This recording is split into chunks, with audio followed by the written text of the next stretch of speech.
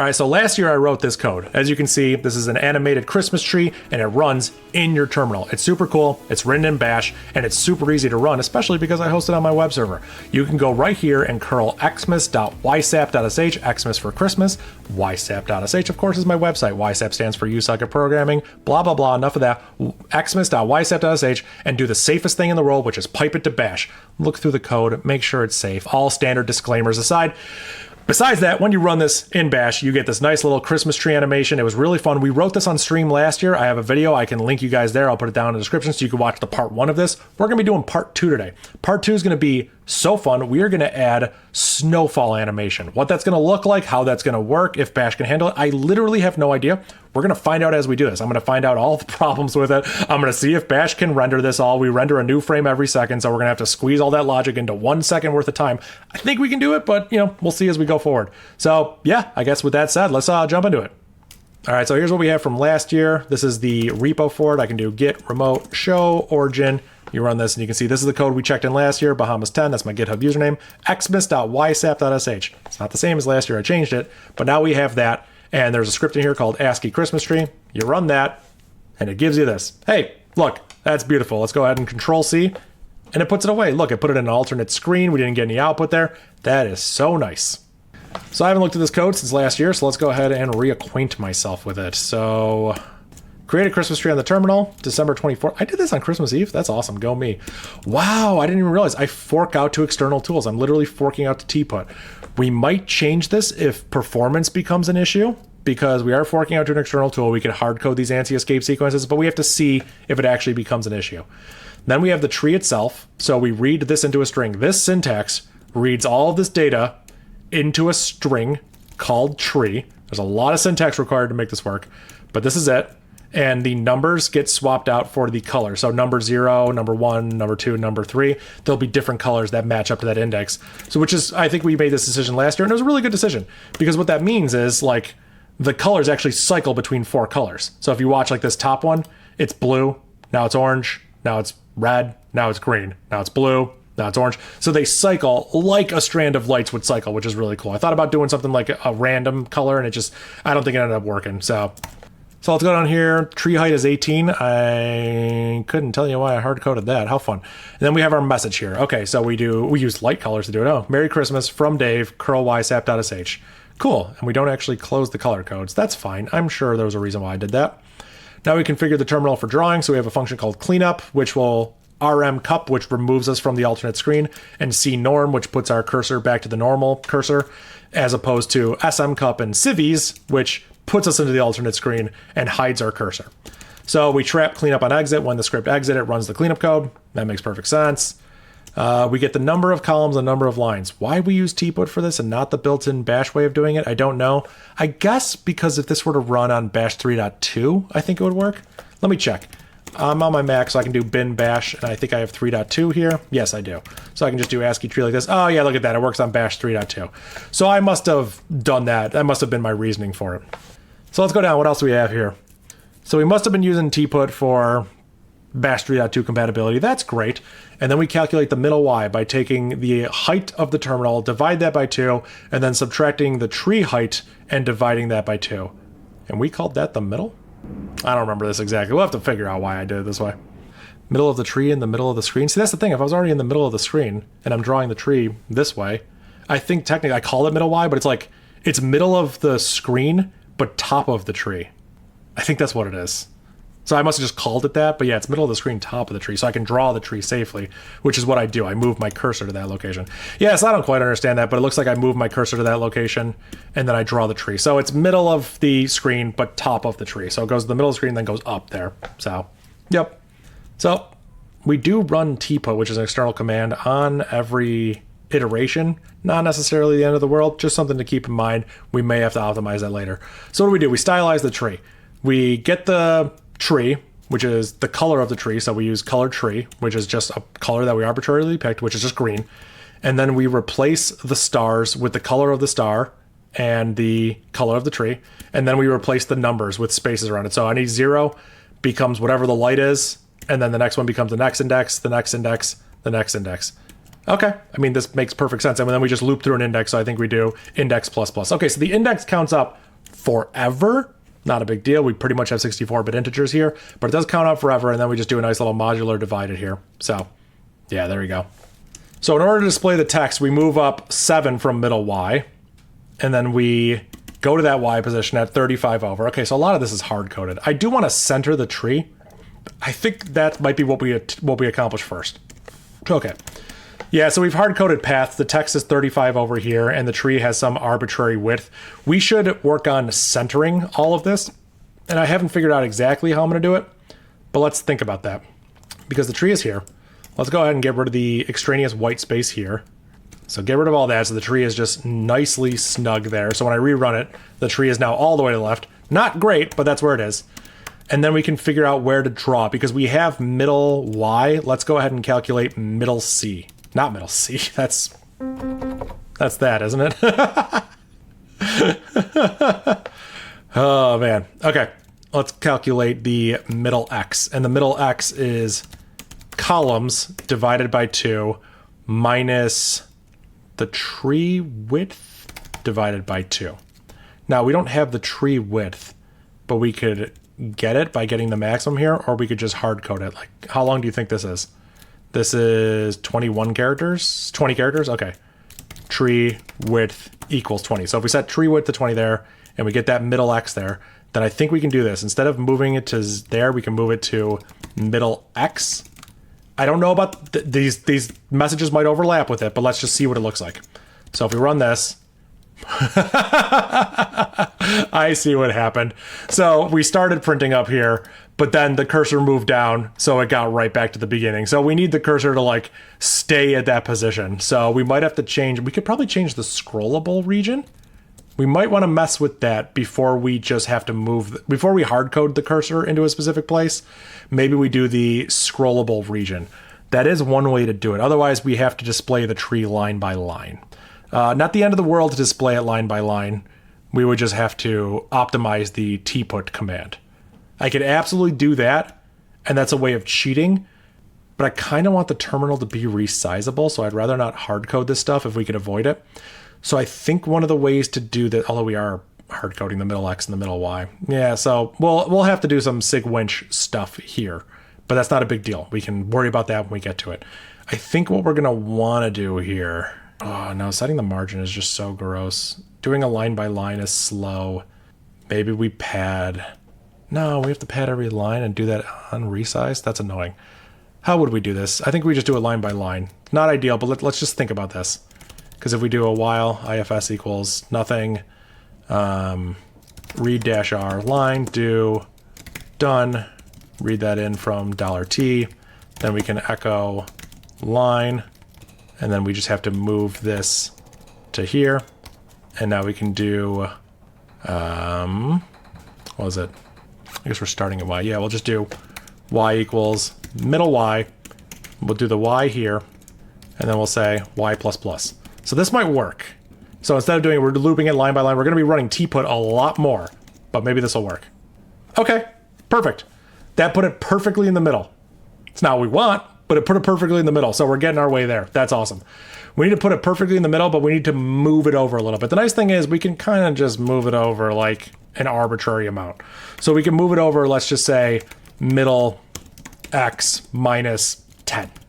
And then the nice thing is here, when this goes to 35, we could actually just move it over to, let's do X and Y.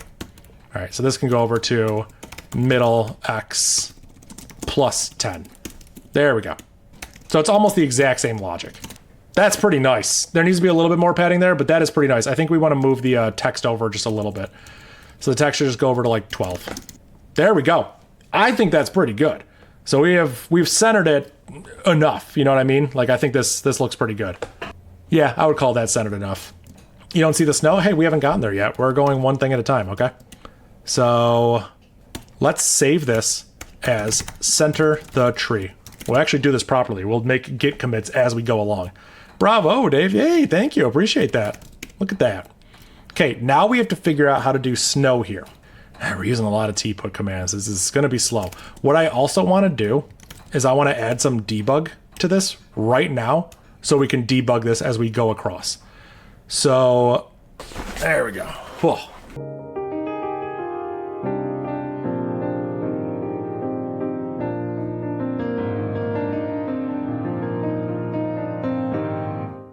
Already looks so much better centered.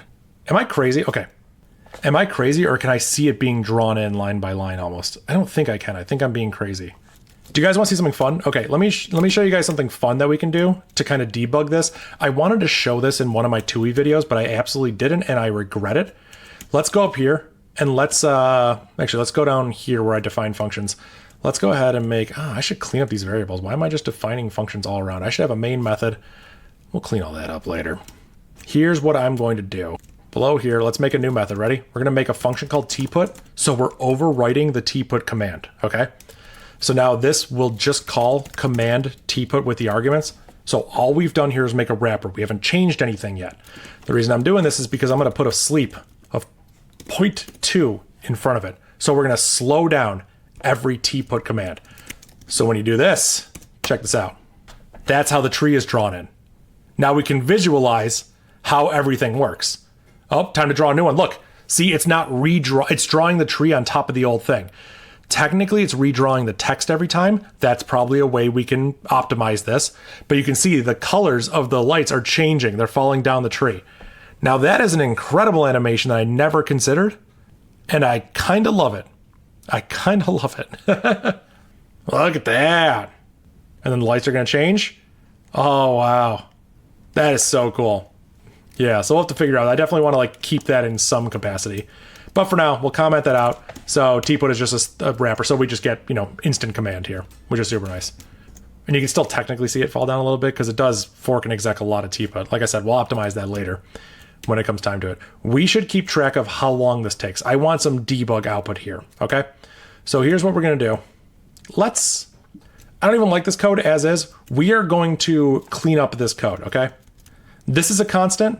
This should be all caps. So color tree will become color tree. There we go. Color star will become color star. There we go. And color lights will become color lights. There we go. Now there's one last thing. I think we just call it len. We're going to say len. Does it just show up there? Okay, it does. Len becomes color lights len. There we go. Now these lines are a little bit gnarly. They do go over my 80 columns. Oh, they don't. This one literally goes to 81. Okay, I mean that's fine. I don't actually mind that. So this is good. We're gonna do a timing mechanism. I'm gonna come up with a timing mechanism that can do sub-millisecond resolution for this. All right, so we have these. These are all our constants. These aren't going to change. Here's our messages. So now here's where we'll define our functions. Awesome. So we have a cleanup function. We have a tput function. Now we will put this in a main method, and then we will go call main down here with whatever arguments we give it. So there we go. Now we have a main method. Everything is just tucked away nicely in the main method. We have our configure the terminal for drawing, figure out our size. Yeah, let's use columns and lines because those are the built-in ones. Oh my god, I didn't. Oh wow, I didn't even use cols, did I? I used the columns variable implicitly. That's interesting. Wow, I'm really not good at programming. All right, so we have middle y, middle x, and these should all be local.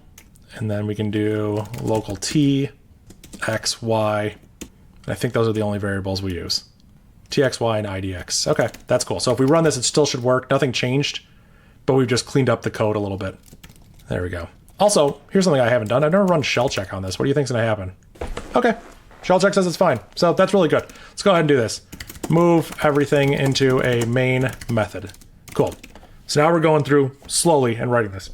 All right, so what do we have here? Color lights, idx, color lights, len, and color tree. And these are some long lines, but they're not the end of the world. They're long. Okay, so let's do this. We have another thing. We have epoch real time. So this is the time in epoch seconds with microsecond resolution. We don't need the microsecond resolution, but we're gonna work through that. So I'm gonna go ahead and make a function called.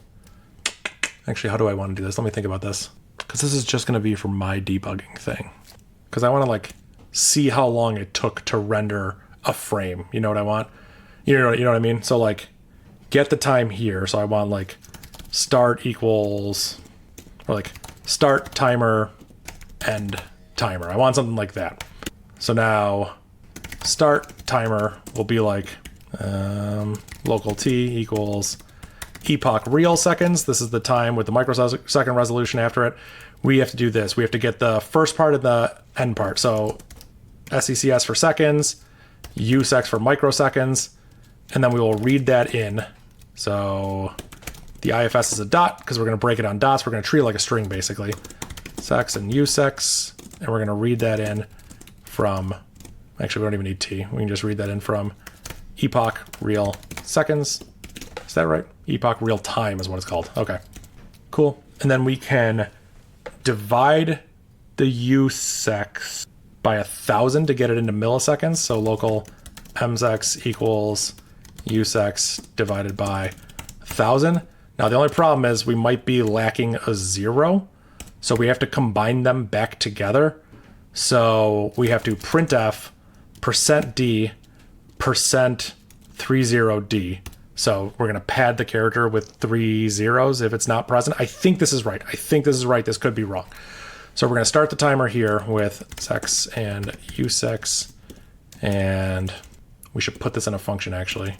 Let's just write this to foo.text. Run the script and make sure that foo.text is updated. Well, that looks good. Hey, look, there's something there. Kind of put something way over there that I didn't expect, but you know, hey, we're here. This should be using msecs, and this thinks it's 30D. It should be 03D. That's what I'm doing wrong here. I put 30, I want 03. So now we do this. It's still gonna fail because the end timer command doesn't exist. Cat foo.text. That looks good. That is the current epoch time, epoch real time. That is the current epoch time with this part shaved off, so it is just the it's millisecond resolution. So that's what it is. So we can say get msecs. So this is current millisecond time. We can do this, put that there. And when we start the timer, we'll say timer equals, we'll use this new notation and we might have to get rid of it. Get msecs. And then when we end the timer, we'll say local now equals get msecs. Local then equals timer. And then the delta is, I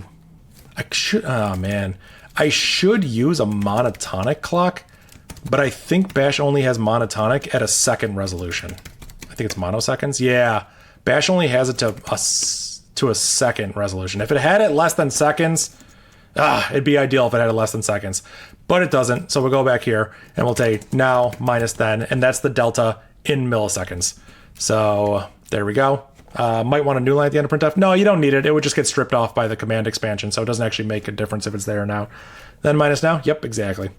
So we can end the timer, and now that we've ended the timer, we want to echo took delta, write it out to times.text. So we're just going to write this file out, so it's not going to show up on screen, but when we're running this, every frame will write out how long it took. Assuming there was no syntax error. Yeah, I need a $sign here, huh? Okay. Now, we're not taking an average or anything. We're just writing them out to times.text. rmfoo.text. Okay, cool. So that's awesome. It says 0. That's clearly wrong. So, oh man, we have start timer and end timer. Start timer called there. End timer is called down there. That looks right to me. Start timer sets the timer to get msecs. And we get now is get msecs. Get msecs prints this. That all looks good to me. We're writing it to a file. This is wrong. We should have to get rid of this. So now that will be omitted to standard out. Now we'll be able to capture it that way. Run ASCII Christmas tree. Let it run for at least a frame. Here we go. Now let's look at times.text. Okay. So it took 63 milliseconds to render, 70 milliseconds to render, 64 milliseconds to render. That's fine. We have 1,000. We're doing 1 frame a second. So we can play in the realm of 1,000. So this isn't terrible. We're good. We're going to see how this gets worse as we go along, but this will at least give us some insight into what's happening here. If you are watching on YouTube and you like what you see, go ahead and hit that subscribe button. It's a lot of fun when you guys press it. We got our timers now. So now we know how long it takes to render a frame. So now we're not going in blind. Now we need to add some snowfall, right? So how are we going to do this? So how do we want to solve this? Because there's a couple different ways we could approach this. I'm thinking what I'm going to call the naive solution is to approach this like I'm in a language that can work really fast. So Bash might not be great at this, especially if the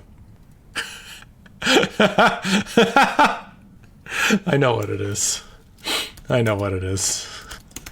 It's because we're formatting it. It's because we're formatting it like a number. That's so funny. We could force it into a base, I think. It might just be easier to format them as strings. So like if I cat times, what do we have? We just have some large, giant negative numbers there. That's fantastic. So value 2, great for base. That's so funny. That is actually so funny. So can I do this? Is it 10 $$, I think is the syntax. And let's go ahead and make these numbers again. And let's format this as 10 $$. I think this will force them into base 10, and this should get rid of the problem. Yeah, I mean, we'll see when the problem actually crops up, but that's what it is. It's because when the number starts with 0, it thinks it's octal, so we have to force it into base 10. I'm glad I remember that syntax off the top of my head. Oh, man. What is the issue here? What is happening here? What value is breaking? Because it's probably this, right? These numbers are not right, but why? Let's go ahead and echo that to timer.txt. Let's get an idea of what it looks like. And we get an error, we can just Control-C out of it. There we go. We're good programmers. What's in timer.txt? Just has a bunch of zeros there. What's wrong with that? I mean, it might not be the timer there. That was the problem. Now then delta. That's what we'll put there. There we go. Could it be an int overflow? Definitely looks like one. Now what's causing that? I have no idea. So we'll have to look into this. Why are we... Okay. So sometimes that one variable is just not set. There's spaces here. Is there a space at the beginning here? I don't know what's happening. Are these the same number? Dude, I don't know. Hey, just want to say thanks for the bash course on YouTube. Really appreciate it. Yo, thank you. That's super nice to hear. I appreciate it. I'm glad you enjoy it. Crashmas tree. That's exactly what it is. You can call yourself bashers. I'm not going to stop you. What's happening here? What am I doing that's so obviously wrong here? Because it definitely seems to work for a while, and then it seems to crash.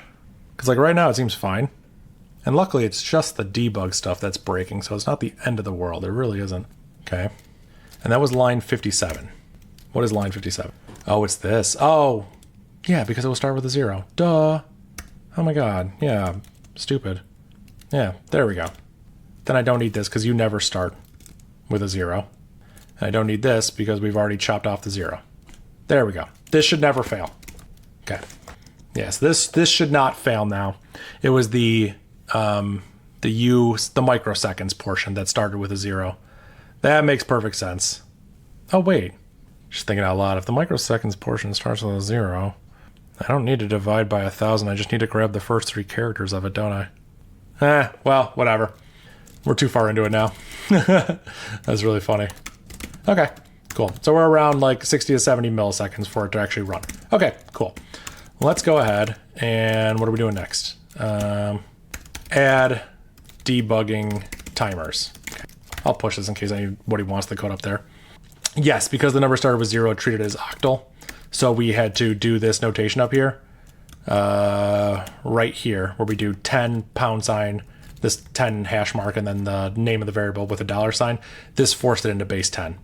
So what are we doing now? What are we doing now? Now we have to add snowfall. So how are we going to do that? And do we want the snowfall to go on top of the tree in the Merry Christmas, or do we want it to go underneath it?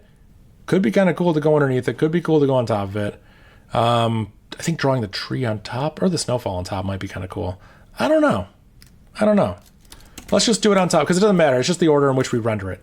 So let's stylize and code the tree, display the text, increment the lights, and pause for the animation to play. Okay.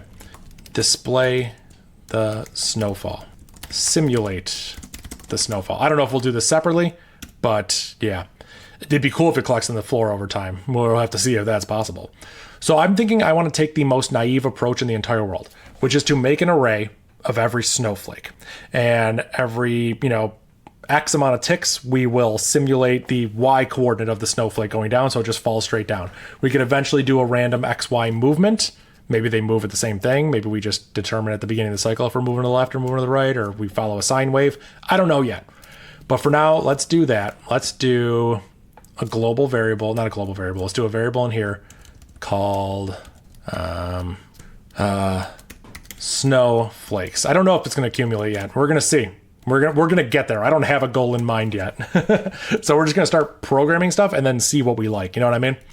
So in order to put a snowflake here, let's add a new, actually, let's just hard code some snowflakes in here for now, and then we'll animate them. We'll add some there.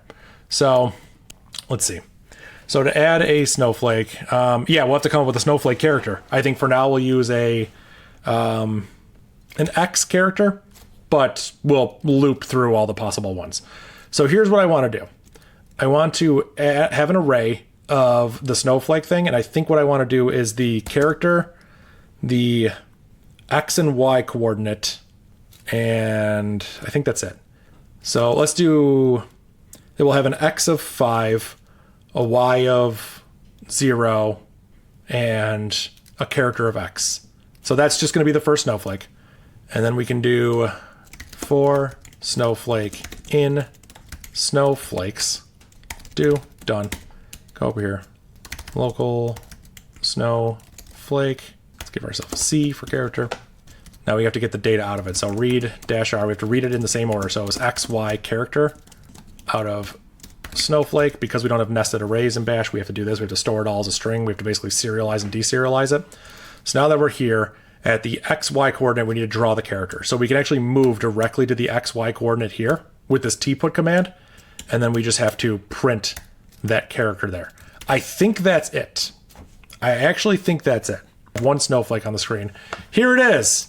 It's blue, but there it is. It's just using this escape sequence. Okay, let's go ahead and echo. We want it to just be nothing. Do we have a reset color anywhere? We don't. Color reset equals tput sgr0, and we'll just do that. We won't even color it. We'll just color reset, color reset. There we go. Every frame we could drop it down just for now. We could say y minus minus, nope, y plus plus, because we're going down. Move there, and then we have to read it back in there. So we have to do this.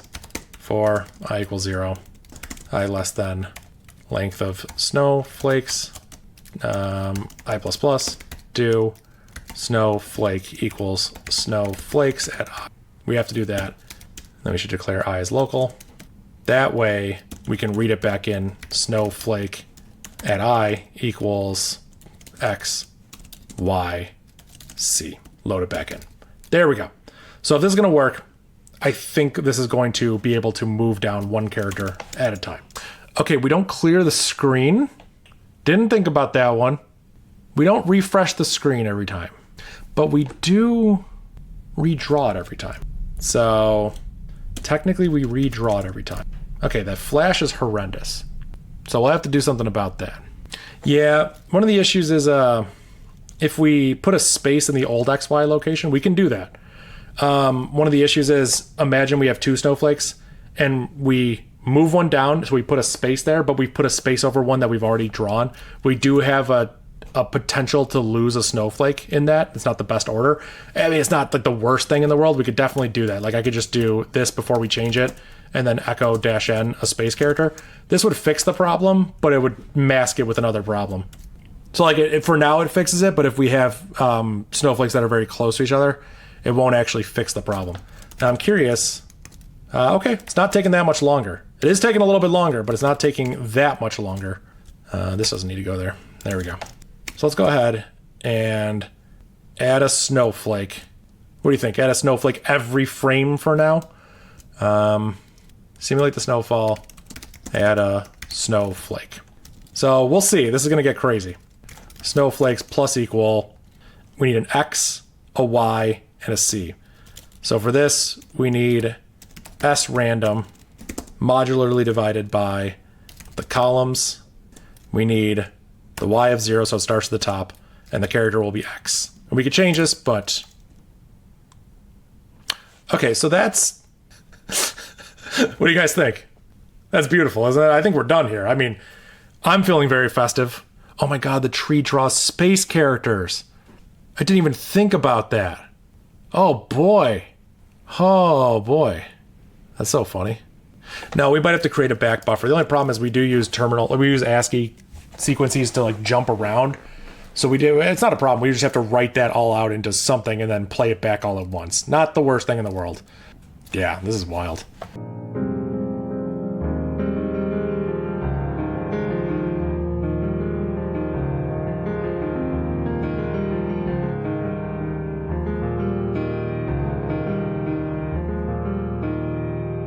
What is going on here? What is making this wrong? Snowflakes plus equal an X, a Y, and a C. Well, looks right to me, right? But then when we run it, it's suddenly not right. So what am I doing wrong here? We get the snowflake at I. We read it. We move there. We put a space. We increment the Y. We put the character there. We write it back into that array at the exact same spot. And then we do snowflakes plus equal. We add a new... Oh, can't plus equal a string like this. You have to use the syntax. It's like a concatenating two of them. Snowflakes is that. So now we run it. Hey! Look at that. A new snowflake is added to a random X position. I want to know... Okay, I was going to say, I want to know if they can appear to the right. They should be able to. I don't like the way it's deleting part of the tree. Every frame is getting slower. Every frame is absolutely getting slower. It's not going to collect on the ground. It's going to just not render. Oh. It is going to go to the ground because the cursor doesn't move off screen. Now, they're not going to collect. They're not going to pile on top of each other. That's so funny. Wow. All right. You know what? This is a pretty good place to be in right now. So there's a couple things we need to do here. Oh man, we need to do this. Let's go back to the drawing board here. Here's the first obvious thing we're going to do to make this better, okay? I have a project called bash tput. It is a tput wrapper. It's pure bash, so it looks a lot like tput. It gives me access to all these commands here, all in pure bash, and if it's not supported, it forks out to the external tput command. So this is a drop-in replacement. I take this code, I put it in my project, and then tput is suddenly way faster. If you want to read all this stuff, feel free. I write big block comments because I'm crazy. So let's go ahead and vim that, and let's vim the ASCII Christmas tree. Was it Xmas ASCII Christmas tree? And let's go ahead and let's grab this function. There we go. Then we go here, and we just put that function in there. There we go. This will already make it so much faster. So much faster. This little thing makes a big difference. There's still way more things that need to be done. S2. There's still more things that need to be done, but this is going to be significantly faster. Not even there's no flashing, there's no colors going down. Like, we're good. So if we cat times.text, you can see it's still taking a long time. Every snowflake we add is going to make it worse, of course. Individually addressing the snowflakes is probably not the way to do it. So we're going to have to optimize that eventually, but for now, we can at least... Well, I don't know why I'm just in an empty file there. For now, we can at least make this faster based on what we have here. Here's what we're going to do. Get ready for this. It's not the best syntax, but we're going to put all of this into a variable by using this syntax. We're going to put it into a variable called s, and then once we've done this, we should do this simulation outside of the drawing. That's fine. Close this. Now we have it in a variable called s, so we can do tput clear echo $s. And this should effectively buffer it all into one thing. And if we do that, because we've cleared the screen, we don't need to clear the old snowflake. So if we do this, I think we should be able to run this and get a syntax error. So that's pretty cool. Does this syntax not work over multiple lines? I think it does, right? I guess I could do that. This should all work. Because, I mean, technically I could just put the whole thing in a function. I could absolutely just put the whole thing in a function, capture the output, and that's it. Is this not valid syntax? I thought you could do this over multiple lines. I'm pretty sure I did this before. Guys, this looks great. This looks fantastic. I mean, I think we're done here.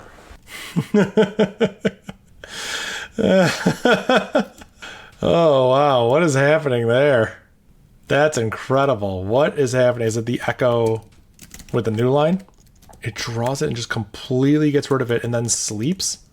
Why would that even happen? I'm genuinely confused as to why that would happen. Also, wait, why is tput being overridden here? We're not using the internal tput? Now it's way faster. Now we're using the internal tput. Okay, yeah. I guess we weren't using the internal tput before, so that's going to make it way better. Way better, actually. Hold on. Now that we're using the internal tput, let's just get rid of this little hack that I put there. It's not really a hack. It's probably a good way to do it. Let's just get rid of this and get an idea of how fast it goes now.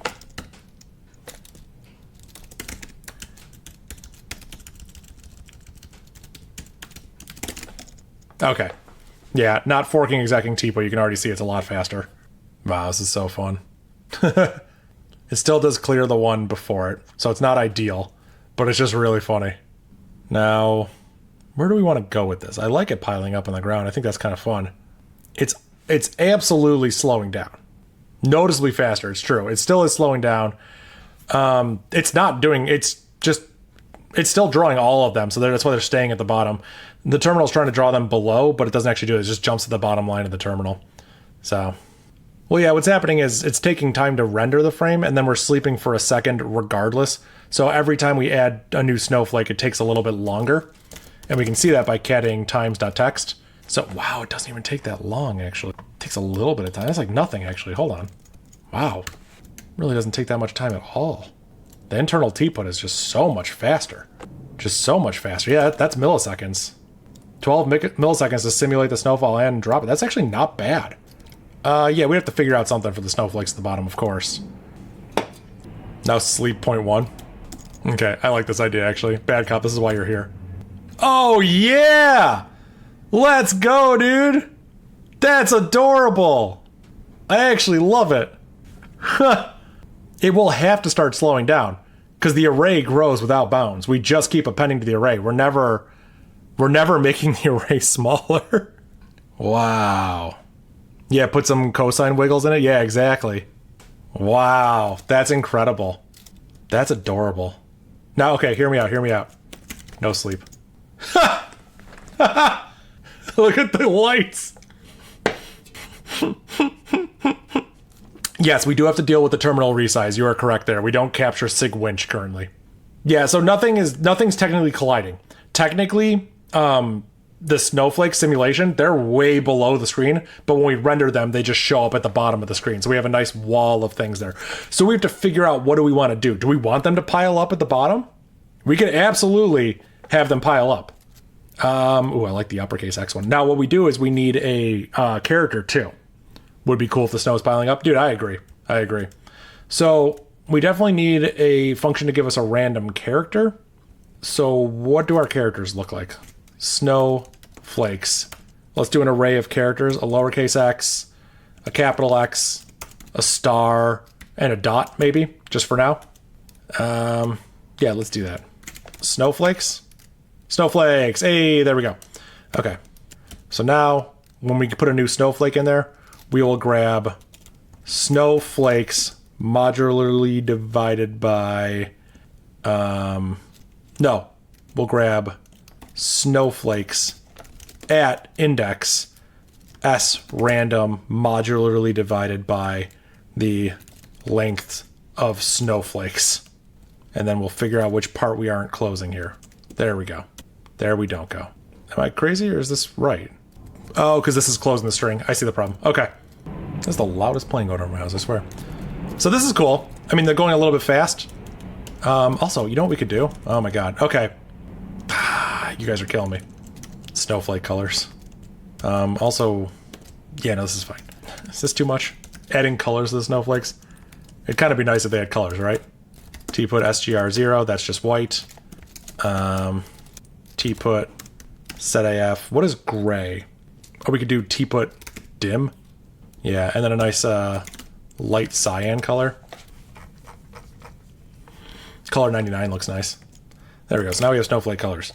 Snowflake and snowflake colors. So now that we have snowflake colors, we can just add a random color to it, right? Because this could go right at the beginning of the character. Oh man, yeah, it could. So we could do, this is crazy. Snowflake colors at index s random modularly divided by snowflake colors that. Put the length operator here. This is almost impossible to read. Is that valid? I don't even think that's valid. I guess we could just put the color on its own thing and the character there. So put them together, there'll be a space between them. That's not what we want. Col and C. These are gross variable names, but we're gonna have some fun here. Okay, I think this will work. Or we get nothing.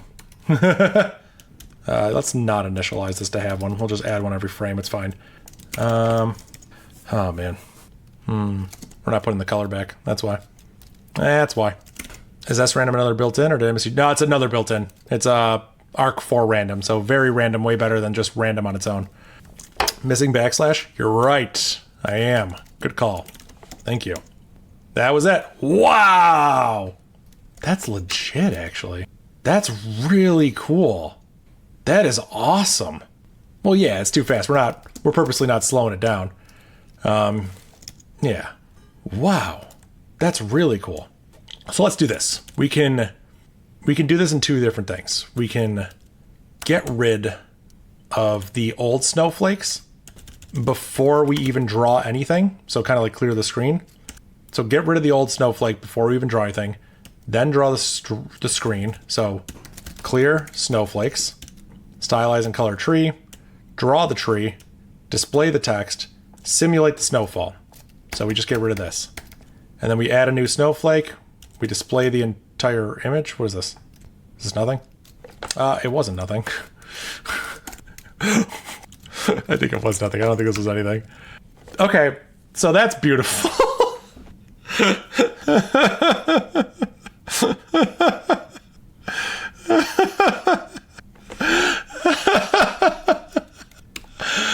Oh, that's so funny. Oh man, okay. Oh man, that's incredible. Simulate the snowfall. Snowflake equals this, y++, move the cursor there, draw it, and rewrite the new y to that location. That makes sense. Now we do this. What is this s variable? We don't have an s variable, so that was an old thing that wasn't working. Okay. That is so funny. I mean, I like the way it looks. Like, that's pretty cool. It's just not right. We move to the x and the y. Oh, because yeah, I took out this. I need this. We need to actually read the snowflake data in. I need that line. There we go. There we go. Okay. Now it does go on top of the tree, which I guess is kind of cool, right? It goes on top of the text on top of the tree. The color's nice. I actually really like the color scheme. Now we are getting some flashing, so we'll have to fix that. Obviously, the animation's going really quickly. What do we do when we get to the bottom? I kind of like just having the single bottom row. I don't know. I kind of like just having a single bottom row. I don't know. We'll have to do something. So let's throw in some code and then figure this out, because I do want it to settle. Oh, it'd be nice if it settled in the tree and the text. I agree. I absolutely agree. So let's do some logic here. Darken the color. I mean, that'd be kind of cool too, because we can definitely store level. Here's what I want to do. Let's first start throwing away snowflakes. Yes, that's what's happening. We're not throwing away snowflakes, so they're just collecting at the bottom. Let's throw away snowflakes that are off screen. That's what we'll do here. If y is greater than columns, then unset snowflakes I continue. There we go. We'll do that. And then once we do that, we're going to have a sparse array. So all the array elements are going to be weird. We're going to shift the array elements back over. There we go. This will get rid of the sparseness of it. So now we will start throwing away snowflakes as they get to the bottom. And... or not? Why are they collecting there? Oh, wait a minute. This might actually be good. Oh my god, we might have inadvertently created a cool solution. I think we inadvertently created a cool solution. So, like, we don't simulate the snowflake anymore, but we don't ever clear it from the screen. So just the last snowflake collects at the bottom of the screen until something overrides it. But it seems like they're kind of disappearing randomly too, so I don't really get what's happening there, but I kind of like it. Huh. Yeah, they're disappearing when one lands to it, obviously, but there are some that I'm watching that are just disappearing. Although, what colors do we have? We only have 3 colors, so it's not like there's invisible characters going down. I swear I'm seeing some disappear. I don't know. It's still really cool. Like, this is really cool. Yeah, it looks more natural. Yeah. Was it correct to use columns? No. No, it was not. I should be using lines. That's a good point. It should not be columns. It should be lines, because lines is the height. Wow, this looks awesome. Oh, wow. Okay. It is cool to watch them disappear. Like, that's really kind of magical. It'd be cool to have them turn red before they get deleted. That's true. Oh man, this is cool. They're all cool. There's too many cool options. So let me think. Here's what we will do. Let's keep a histogram, like Bad Cop was saying. We're not handling resize. That is outside of the scope of this right now. Let's say local floor. So now we have what goes on at the floor. So if the snowflake hit the floor, then the floor at spot Y will increment. So now we add the snowflakes, we draw the snowflakes. We draw the snowflakes first and then the floor over it? Yeah, we draw the snowflakes, then we'll draw the floor on top of them, and we'll see what this looks like. 10-hour snow video incoming. I mean, I should, like last year I did upload like a 20-minute video of this. It'd be cool to upload just like another animation video because it's an excuse to use my music. Oh man. Make the snowflakes randomly go left or right? Yeah, I mean, that's probably gonna happen. Maybe they should go at the same left or right or have a chance of going one direction, like the wind. There should be a wind variable. Oh, let me think. Imagine there's a wind variable and it goes left for a while or it goes right for a while. And then the snowflakes have like a 90% chance or like 80% chance of going left, 0% chance of going nowhere, or 80% going left. The snowflake should have a higher percentage chance of going the direction of the wind, and the wind should change every X steps. There we go. Look, I got there. All right, we're going to let the snowflakes hit the floor. Let's do that. So now that we have the floor, we can do for I in floor. We need the key. For, no, wait, hold on. We don't want floor at X here. We want floor at Y. We want floor at X. And then for X and floor, which is the key, we want the amount equals floor X. And that's how many things are there. So what we can do is we could just draw a number for now. Okay. I got the drowning pool reference. Let the snowflakes hit the floor. I got it. Don't worry. Okay. So now we have a counter. So we have a counter now at the bottom. What are we going to do with this information? What do we do with these counts? We see who wins and we bet on it? No, I'm kidding. So this is cool.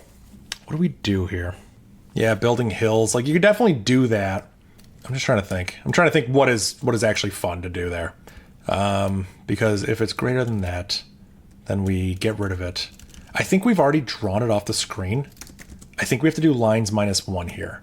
So hear me out. I think this will make it so they stay at the bottom. Oh, they just disappear. Okay, that's actually kind of cool, isn't it? Oh man. I've definitely thought about the Tetris style thing. That'd be kind of cool. Once all rows are above 0, you can just kind of trash it. I kind of want the snowflake to stay there. When are we clearing the snowflake? We do it at the beginning. So if we delete the snowflake... Oh, we didn't draw. We deleted it without drawing it. Let's draw it first, then delete it, so it should stay at the bottom until it's overridden. Because we can do this. Now the snowflake just overwrites. It doesn't pile, but it kind of writes. So we have the floor data. Do we want to do anything, or is this just kind of nice? I don't know. Like, I don't know. It'd be kind of nice to see it pile up, but I also just kind of like this. You know what I mean? We could add so many features to this, but I kind of just like this. It's so simple. The color scheme is so simple. The characters are so simple. Yo, what's up? Me also love Belly. How you doing? Me also love Belly. Incredible username. So we could do, we have the different colors. We could change this because we just have tput dim. I love belly buttons. What is with these chatters names, dude? So we could just do this. We could throw in a little bit of a very soft 96.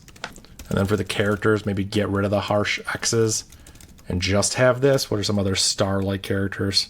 I don't know. Let's just try these two characters and let's just see.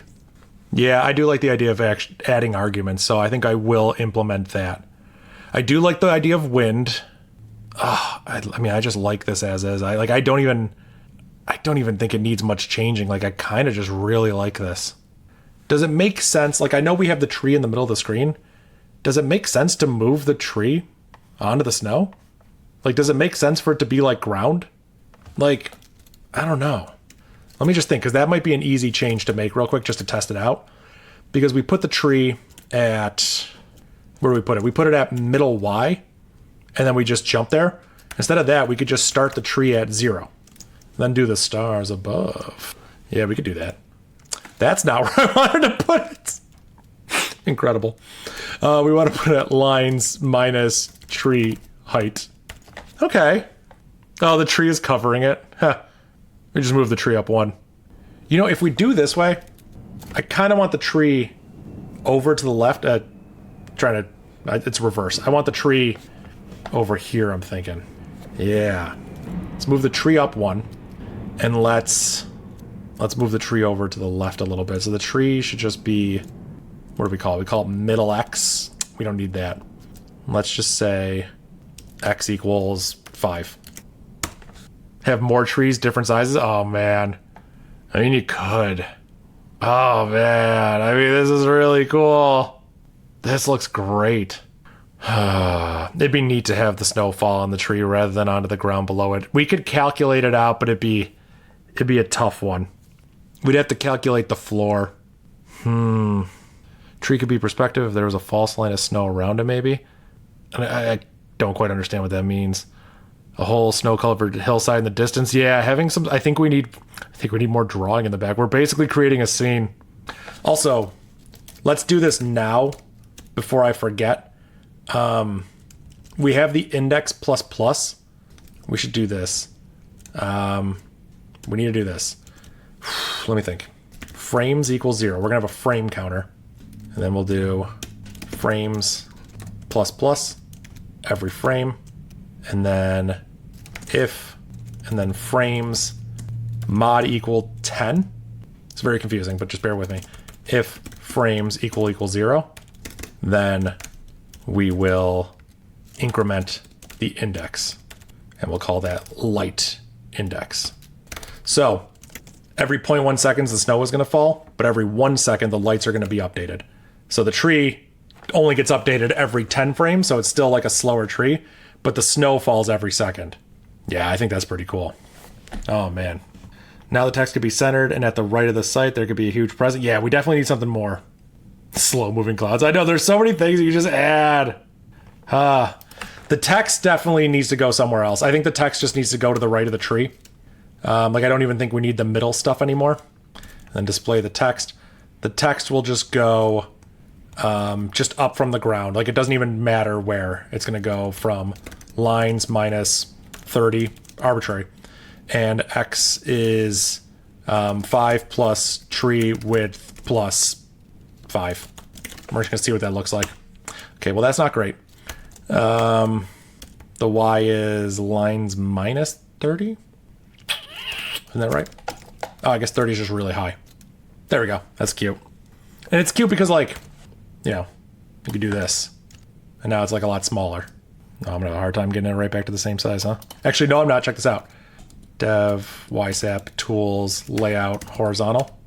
There we go. I have a script to just lay out my windows for me. Have the snow accumulate on the text, too. I do like that idea. If it accumulates on the text, should it also fall to the bottom, or should, like, okay, hear me out. Because I could make it so the text blocks the snow, and there would just be no snow down here.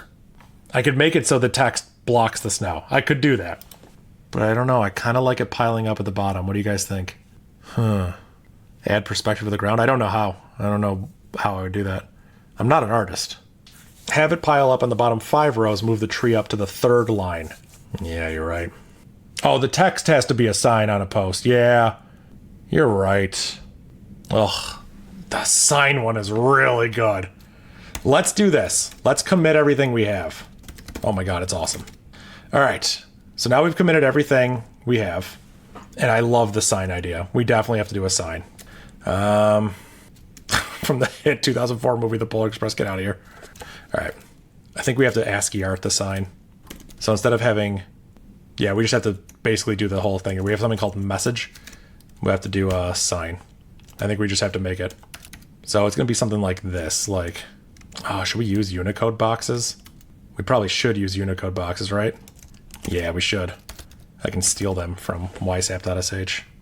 Yeah, I'm thinking about using one of these boxes. There's no box here. What else do we have? Yeah, let's just grab it from here. Okay. Then we can do something like, okay. Then we could say, I guess we just say the exact same message, right? Merry Christmas from Dave, Eddie, curl, xmas.ysap.sh, pipe bash. There we go. Yeah, I think that's fine. Yeah, look at that. Whew, there we go. A rougher look would match the tree. It might actually. When I get this going, we'll see if we want to swap it out for more of like pipes and plus signs and stuff. We'll see what this looks like. Yeah, because I don't even know exactly how we're going to draw this. I guess like this, right? Oh, is there a character that connects these two? There are. What is it? ysap.sh/episodes. There we go. No, there we don't go. Yeah, we need the vertical version of that. ysap website tools box. There we go.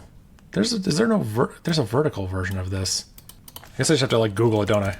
Unicode box chars. There we go. Okay. Okay, we're getting somewhere now. And now we just need the one character to go right down. Okay. Not hideous. Kind of is hideous. Kind of want it to be rough, don't I? Oh, man. What do we want to do here? Pull in the middle? Yeah. Yeah, like a Minecraft sign. Yeah, oh, so much better. So much better. Incredible idea. Okay. Now we just need the right characters here. Center piece of the bit of the post sticking off of the top sign. Slash the bottom for grass. Yeah. We're getting here. We're getting here. Oh my god, thank you guys for toughing it out here. I'm not the best ASCII artist. Okay, these are... What am I doing? I already have these characters. Okay. Make the sign look crooked. That would be wild. You should center the text on it? You think so? Yes. You are right. Absolutely I should. That is adorable. Okay. Perfect. So now... Yo! The Emery Tan. Thank you so much for the $20 super chat on YouTube. Oh my god, that's amazing. Pizza money? Dude, come on. Come on. You think I'm gonna buy pizza tonight? It's midnight here. There's still a good chance I buy pizza. I'm gonna be totally real. There's still a very good chance that I buy pizza tonight because I'm very hungry. We have display the tree.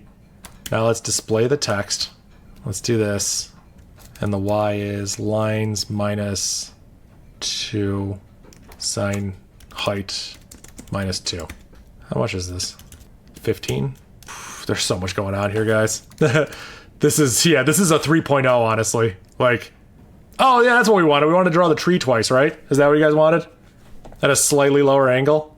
Okay, but like, actually, it's weird the trees are exactly the same, but like, it's not what we wanted. That's so funny. Display the text. Yeah, well, you know what? Maybe we shouldn't read from tree. And maybe we should read from sign. Oh, wow, that is cool. The sign is huge. The sign is gigantic compared to the tree. The sign has to be scaled down, I think. But I like it. Minus sign height. Minus 2. Minus 1. That is incredible. We have to color it, obviously. But this is amazing. Let's do this. Let's shrink it down a little bit. Okay. That might be enough. Make it invisible. Scale down or bigger tree. Oh, man. Guys, we might need a bigger tree. I didn't think about how awkwardly big that sign's gonna be. Yeah, I didn't think about that. Bigger tree, guys, right? I think we gotta go bigger tree. It is a billboard. The tree was made manually. Like, alright. Let's inject some spaces into the tree. Yeah, I think scale down. Yeah, let's see. Okay, now it doesn't look so ridiculous, but we definitely have to make it a little bit bigger. Okay, this is getting there. Oh, the sign could have 2 posts, so you could have thinner posts, are you thinking? Let's just scale this down. Okay. Okay, that's actually kind of cute. That's cute. Yeah, we definitely need to colorize it, but it's okay. One thing at a time. Ah, got it. You know what? I mean, like, I don't know. Now that we're scaling down just make it small, like. No, I did not mean to have a dot between the two. That is cute. That's really cute. Yeah, the star is still the same character as Snowflake, but I think it's fine. We could do your solution of some of the snow should go behind the sign. We could alternate snowflakes, some go in front, some go behind, and then just change when we draw them. That is a possibility. Can I shrink the text? Yeah, I can shrink the text. I gotta make everything bigger. This is cute. We have to colorize the sign, but it's very cute. Okay, actually, wait. I'm thinking. Because we do this. What if we did this? S equals sign. S equals S. Replace 0 with color lights. Light index. Modular divide. Color lights. Len. Color reset. I'm just thinking out loud here. We haven't put any O's in there. That's what I call programming. So true. Alright, because we could put some lights in here. Put a nice little O here. And an O here. I don't know if that'll look good. I'm just making it up. but they have lights that change. Obviously, we'd have to color the sign. We'd have to color it. But this is something. We'd have to color the whole sign, though. I haven't thought about that one. Okay, we'll figure it out. What color do we want the sign to be? I'm thinking like a Minecraft kind of brown color. Like a 94. Maybe a 130. We'll do a 130. It's not the most elegant way of colorizing it, but it will work. Yeah, I don't think lights on the sign even make sense. I have to think about it. I could draw the text inside the sign. I see what you're saying. What's the syntax error here? I wasn't even looking. How is that not? Beautiful, guys. Beautiful. Oh. I have to escape that slash. Okay, it's actually really cute. I actually really like that. I want it to be less orange, more brown. Wow, this is the worst way to look at colors. This is actually horrendous. 209 maybe? Horrendous. Alright, we'll hit it with a 173. Again, that's horrendous. But let's colorize the text. That's what we're missing from last time. We have the color lights thing. Let's do this. Let's grab my colors from my theme. Dev, YSAP, website, theme. These are colors from my actual theme that I use on my website. So if I use these, they're the Dave Eddy colors. We're not using tput. Maybe we want to swap this all out for a non-tput solution. Let's just do this now, and then we'll go from there. So the off-white is 5, green is 3. Okay, let's get an idea. Okay, I don't hate it, but the sign needs to be different. The sign could honestly just stand to be like a 241 or 242. Yeah, that's cute. Oh, it's getting brighter, isn't it? Yeah, no, I don't want that. That's horrendous. That's okay. I don't know what a good color for the sign is. Do you guys have a good 256 color for the sign? Like, these are terrible colors. I'm just looking at literally ANSI 256 coloring. Like 130 was probably the best one I think I had. Look at those characters. All right, that's actually cute. That's actually really cute. Curl ysap.sh/help. Yeah, I do curl in green, and then I do the normal color for the thing. So I should do, this should be C here. Not C, what am I thinking? There we go. There we go. Okay. I love this. I think this is really good. Have it blink like the hotel sign, yeah, like a vacancy sign. This is very cool. Now, I do like the idea of one letter blinking. Oh my god. I don't know if my, because there's tput blink, but I don't think my terminal blinks. I just joined. Can you delete all the code and start from scratch? Hey, yeah, you know what? Why not? Let's go do that real quick. I do like the idea of one letter blinking. Darn. I do like it. I really like that idea. That's like a crazy, ridiculous idea to implement. It's not that bad. It's not the worst idea. Like a flag, let's get the old version once the site is updated. I should actually. xmiss.ysap.sh/old or something. /2024. Oh my god, why didn't I think of that? Yeah. Okay. The old version will be available, xmiss.ysap.sh/2024. The new one will be available /2025. And without the year, it will default to whatever the current year is based on a symlink. That's how we'll do it. I like that idea. I mean, this is awesome. This already is really awesome. I don't think the colors quite work with each other. I think the text is a little bit too loud, but I really like it. I like the snow collection. I don't think we use the bottom thing. Yeah, I don't think we actually use the floor logic. Okay. I think I've reached the detail to death point. I actually think you're right. I think this is like, this is beautiful as is. I don't think I'm going to do the blinking letter. I just, it's so funny how much I want to. Could you make it a flag like -20? I could do the 2024. I'd have to put it all in one script then. It wouldn't be different with curl. I would just have to make a giant script that has all these versions in it. Yeah. I think I've reached the end here. I do want to implement one thing real quick, just because I think it'd be fun. I just want to see what it looks like. We're just going to get an idea. Because when we simulate the snowfall, when we draw the snowflakes, it might be cool to have them possibly go one to the left or one to the right. Maybe. Okay? So when we simulate the snowfall, we will change... Oh no, we've cleared out the X from before. It's not going to look good. It's not going to look good, but we're going to try it because I think it could be just fun. S random modularly divided by 10 is greater than 7, so there's a 30% chance of this happening. That's the worst way I could have written this. X plus, otherwise nothing. Let me just see if this works. Let me get this logic out of my brain. I think, yeah, snowflakes have a chance of going to the right. Okay, well that's not great.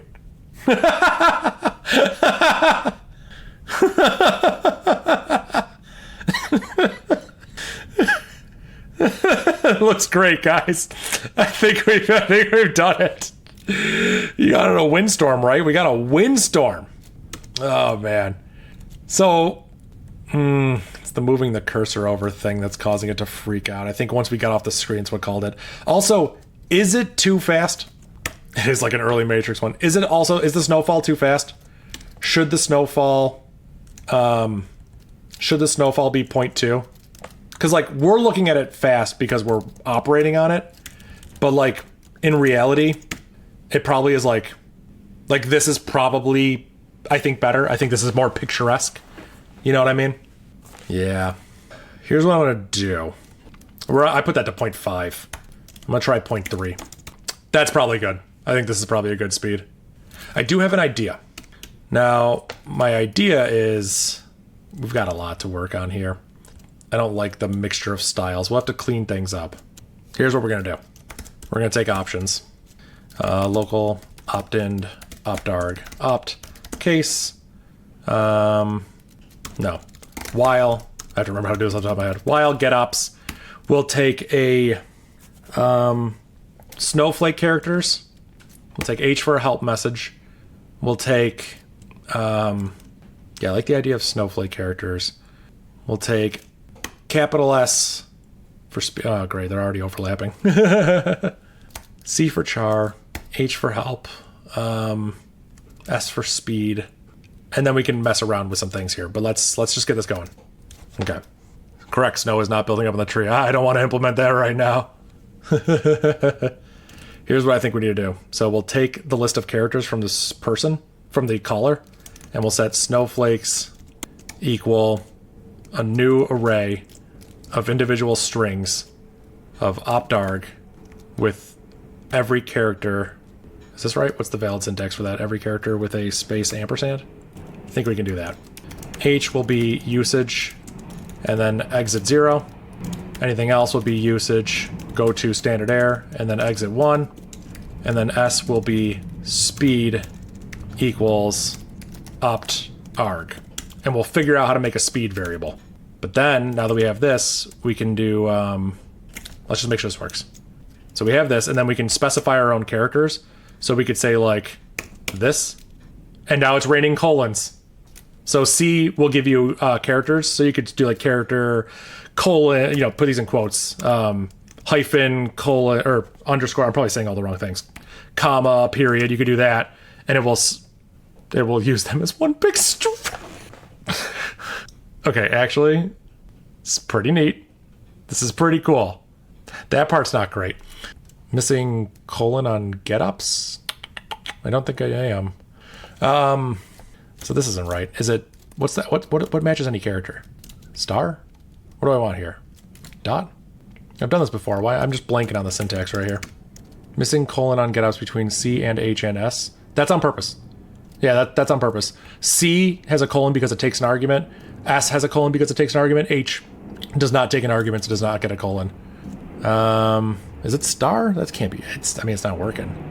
Oh, I'm stupid. I quoted it. I need to actually not quote it and let it break into a thing. So, yeah, I had it right. It was question mark. I just quoted it. So now the user can specify their own character set like that. So I could have it rain A, B, C, D if I wanted to. You're learning so much about Bash right now? Hey, man, that's great. Welcome to my channel. That's what we do. All right, so that's cool. We can specify our own characters. Let's go ahead and make a usage message. I think that would be useful. So we can do usage is this, and the usage message will cat to EOF, usage, ASCII Christmas tree options, or curl xmas.ysap.sh /2025 pipe bash hyphen options. There we go. That's how you would do it over curl. Yep, there's a reason I'm not using $0. It's because it's going to change based on how you call this script. $0 only works reliably if we're not piping into it. So that's why I'm just hard coding it here. Let's see. And this is, what is it? -C. Okay. I do want them to be smushed together, but is there an easy way to do that? Nah. I think I can just do this. Maybe that'll work. Oh my god, they're little snowflake characters. This is actually really cute. There we go. Look at that. We have a usage message. We have options. If we don't give it anything, if we give it something bad, like an A, it gives us an error and writes it to standard error. Hey, that's great. What's the other thing we have? Speed. Okay, so we need to store speed somewhere. Speed equals, I don't know, let's just say 100 for 100%. And then we can do, how are we going to do this? How are we going to calculate it? Sleep time is speed, which is normally 100. Or, we can't do float, so we have to use fixed point arithmetic here. That's what I'm thinking. So we have to make up floating point. We're going to have to do fixed point arithmetic, yeah. So if we do 3 times speed here, we just need to shift it over by 2, and we lose a little bit of it. So I have to think about how to implement this. Yeah, without being able to do floats, it's kind of gnarly. We have to just put a period in the string somewhere. I do want a speed variable, though. I think that's the way to do it. Or we just take the sleep timer. I guess for now, you know what? It's getting late. My brain's a little fried. Let's just take what the user gives us. Sleep time. Sleep time is 0.3 by default. This will be sleep time. Time between frames in seconds. Defaults to that. And we're gonna assume they have a version of sleep which supports a fractional sleep. Because it's technically not POSIX, but I think we're gonna be okay. So now we can just do this. If we run this, we get that. If we run this, we can see that the sleep time is 0.3. We can set it to 0.1. We could set it to 0.001. It works surprisingly fast. Like, this is really fast. That's incredible. And we could do a sleep time of 1 if we wanted to. Now, the lights still change every 10 frames, so it's not really taking that into account. But yeah, this I think is great.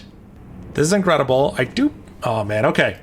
I know it's getting late and I'm scope creeping this. I do kind of want a moon up here, you know what I mean?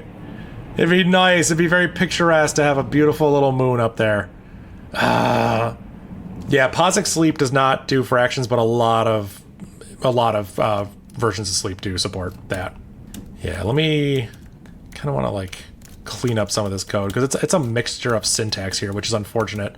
But I think it's okay for now. I think we don't need to clean it up because we started this year by cleaning up the code. So I think next year we'll be cleaning up this code, and that's fine. I'll be like, what was I even doing last year? Like, that's what's going to happen. Oh, man. Yeah, this is incredible. I kind of want to draw a moon, but I think that might be outside the scope for this video. What do you guys think? Oh, man, it'd be really nice. How would you even draw an ASCII moon? Because I'm picturing like a nice crescent moon, like this. An ASCII art generator, yeah. All right. You know what? We'll donate 5 minutes to it. We'll see what we can draw up in 5 minutes, okay? You think you get ANSI escape sequences now? Hey, listen, that's one of the best things I can hear. I'm so happy if that's the case for you. Call this moon. There we go.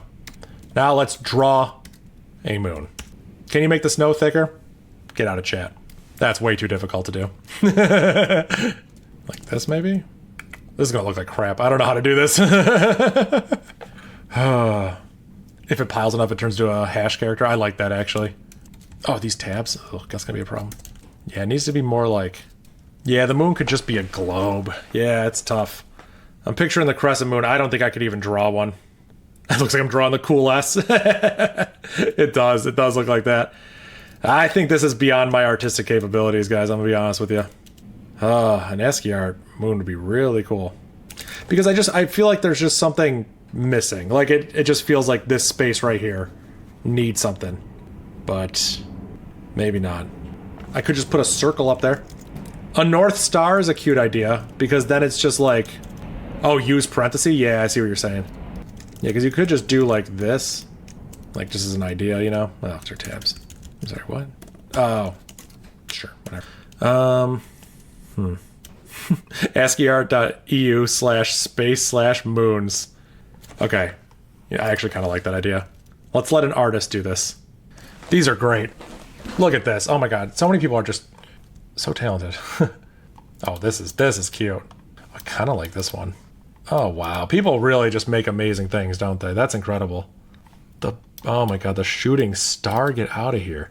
Now, what's the etiquette here? If I take JGS out of this, and then I just credit him in the attribution or put it at the bottom, what's the right thing to do here? I don't want to take someone's signature out, but I want to see what it looks like just as an image. I'm going to crop it out, see what it looks like, but I want to credit this user somehow, obviously. It says lunacy. Attribute it in the code. I think that's probably what I'll do.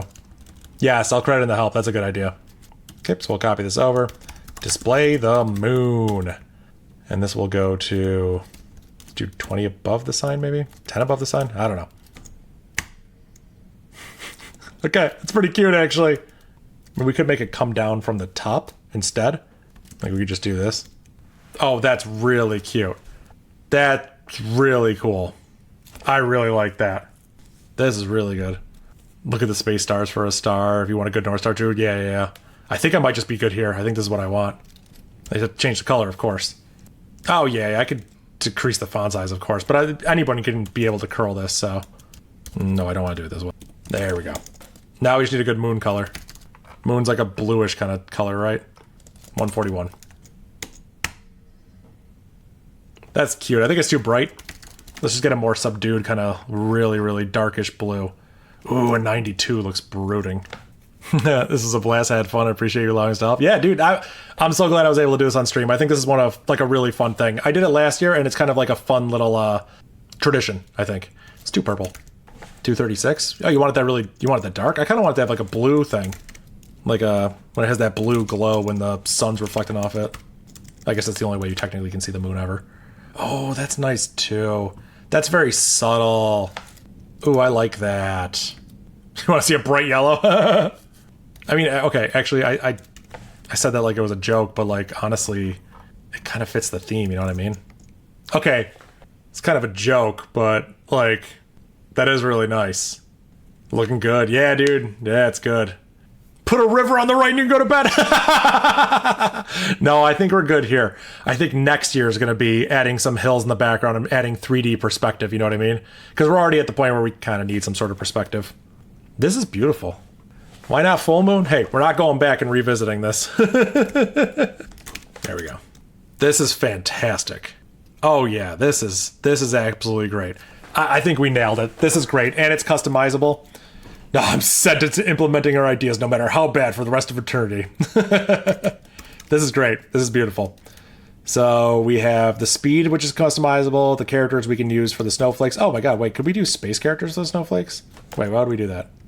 Oh, and that didn't work then. Oh my god, love the stream, first time here. Escape Go, thank you for the $10 super chat on YouTube. That is super nice. I appreciate that. That's amazing. Oh man, that's super nice. I love that. That's cool. Little daggers going down there. This is really cool. I'm having way too much fun. Wait, hold on. There's no way this works. Bruh. This is horrendous. Oh wow, it's breaking on the left. Oh! You know what? It's probably because the width. Bruh. That's so funny. Wow, the snowflake emoji just came out as the like UTF-8 snowflake. And then I got bigger? Okay, sure. Yeah, whatever, dude. Yeah, whatever. There's no rules here. Oh, man, try the snowflake ASCII. I only have it implemented to do one character at a time. That's the only problem. 2 cloud on the left side, move moon to the right. I could. Like, you mean, I could move it all the way to the right of the screen. Oh, you're right. You're actually right. You are right. What am I thinking? Maybe make the default this. Looks good. Oh, the default, the snowflake things? Maybe, actually. Yeah, I probably shouldn't I? It does look good. I have to figure out what those characters are. What are these characters? Horrendous. Display the moon. Yeah, we display it from the X. We could just display it from columns minus 10, minus 20. Yeah, I kind of like that. Would it be cool if the moon moved across the screen and matches the curve? Dude, no, the moon's not moving. Well, it would be really cool. It would be really cool if it matched the time. If it looked at the actual time and moved. Yeah, that would be cool. I'm sorry, hold on. It just globbed my files. Incredible. Incredible. I have no notes. This is perfect. This is exactly what we want. This is beautiful. Okay, let me fix that real quick. I know what's happening. It's because of how I'm breaking them into this. It's this thing right here. This is a little shorthand I came up with. It's not good. We shouldn't be using this. I can turn off file globbing, but we're not going to do it that way. We're just going to do it the right way. We're going to do it the right way. For I equals 0, I less than.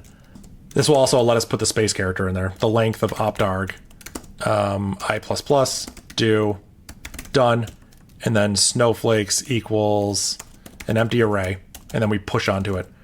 Local C equals the character at optarg, character I for one character, snowflakes plus equal the character. This is the safer way to do it. This is what I should have been doing from the beginning. This will break them more properly, so it won't do any sort of weirdness. This also allows me to pass in a space if I wanted to. I don't know why you'd want to do it. I guess we'll just randomly see the tree disappear and the sign disappear. Yeah, sometimes the tree flashes a little bit. I guess if if I increase the speed. No, it just flashes. Yeah, it's just kind of boring.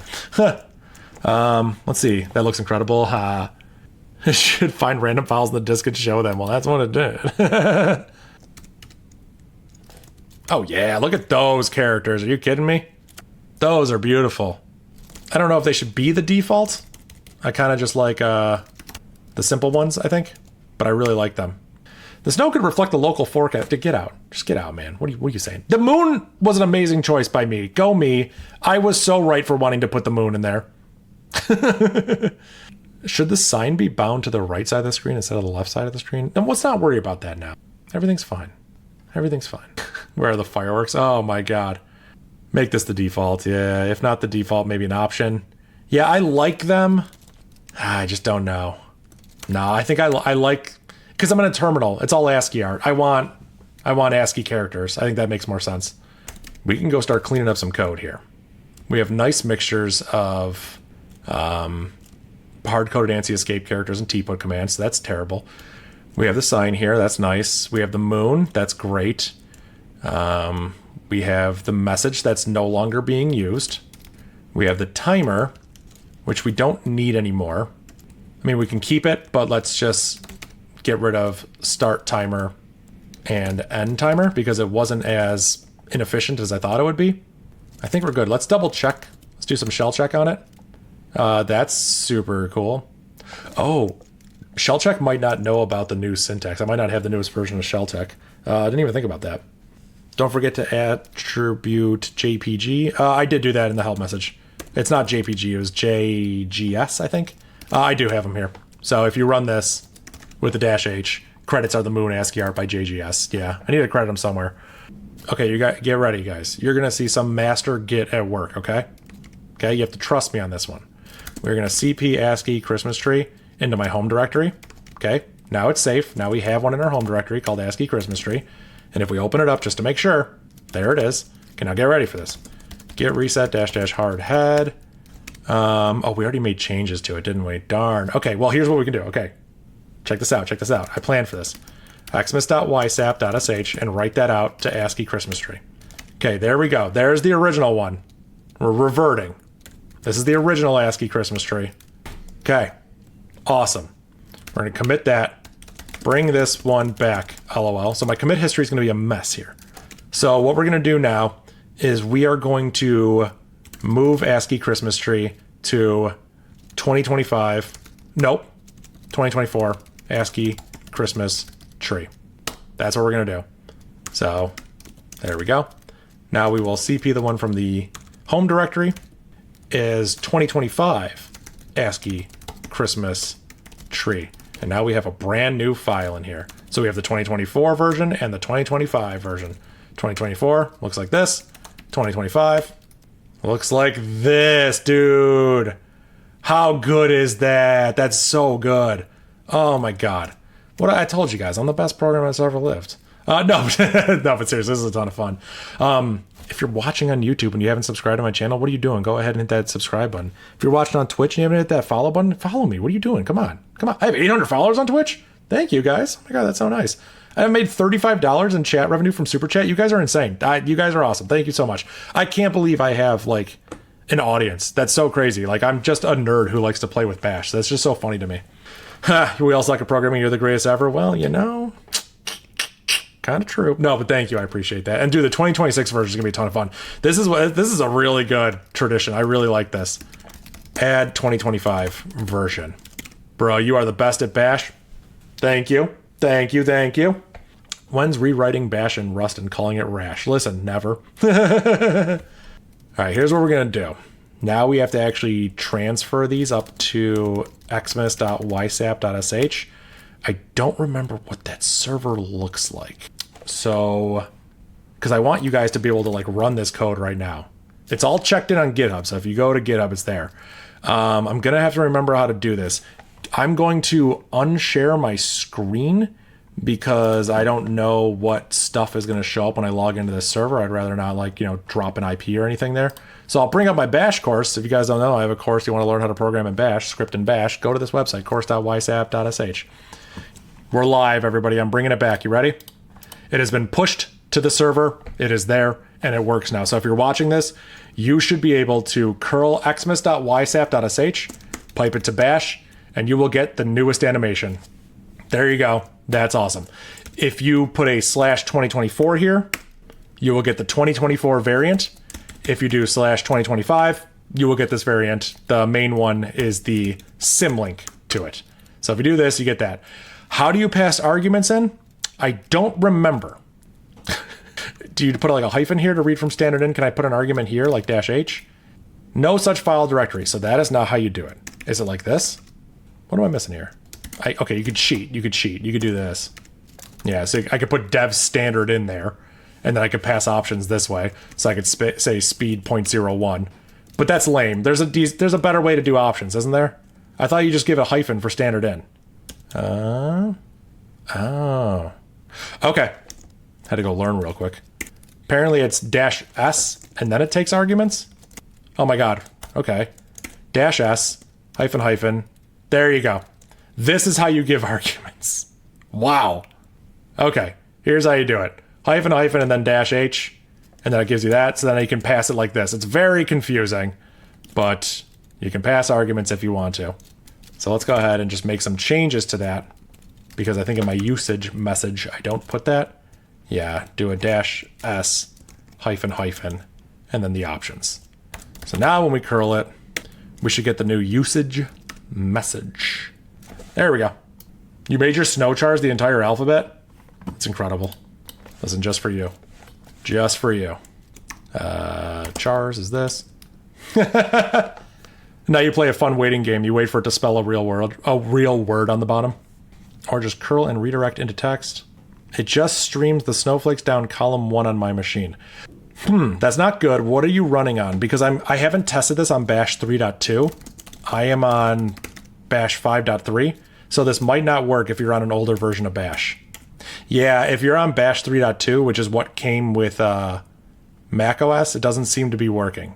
So I'd have to figure out why that is. Because I'm trying to figure out what... I don't think I used any features that were specific to Bash 4. I don't think I did. Yeah, it's... so if you're on the old version of... So you're getting this. You're getting bin bash ASCII. Yep, I know you're getting this because you're running on a Mac and the Mac has 3.2. I've updated mine on my own. So what's happening is, well, I don't know what's happening actually, but I can recreate it. So that's good. We can actually go figure this out right now. I'd have to just figure out what Bash version 4 feature I am using. The only thing I could possibly think of is that the lines and columns are incorrect. They shouldn't be, but they could be. So what are you getting when you run this? You get everything in its right place. Attempt. Let's just put that here so we have it. What am I doing that is a Bash version 4 specific feature that is breaking here? Because it seems to be the snowflakes that are causing the problem. When we simulate the snowfall, we do this. This seems right. All of this looks like correct syntax. Oh, I know what it is. Bash 3.2 does not have srandom. So what is the curl line again? It is this. Curl xmas.ysap.sh. You can also go to this website in your browser. Also, here's a fun one, guys. My website is ysap.sh. Curl/help on my website, okay? If you curl/help, it gives you a list of all my curlable things. I'll leave that up there for a second, but I know what the problem is. It is srandom. We're gonna get some modulo bias here. We're going to get some modular bias here. I think it's okay. If we just swap this out for random, I think it'll work. Okay. Technically, our random numbers have a modulo bias, meaning they will bias the left side of the range. In reality, I don't think this will show up that badly. Wow, they flash. In Bash version 3, they're flashing. But in this one, what is different between the versions of Bash that caused the flash to happen?